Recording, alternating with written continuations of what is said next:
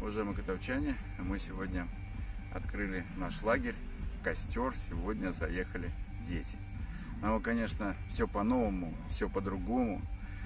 Спасибо большое администрации области, лично главе администрации Александру Валерьевичу Никитину.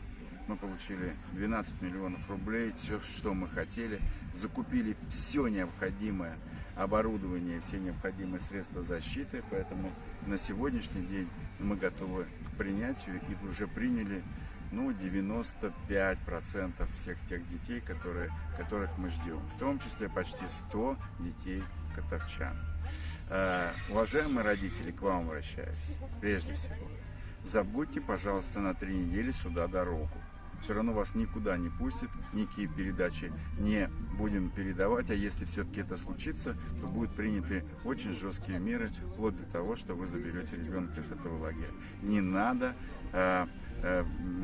делать нарушения. Карантин здесь на 3 недели для безопасности ваших детей. Все необходимые меры для этого мы сделали.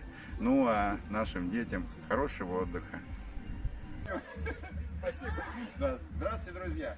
Молодцов, получилось. Но вы у нас постоянные же. Да. Ну как, вы что? Тут при любом, даже при... Здравствуйте. Здрасте. Хорошо вам отдохнуть. Творчество, друзья мои. Кушать хотим! На балалайке есть что играть? Нет? Полно.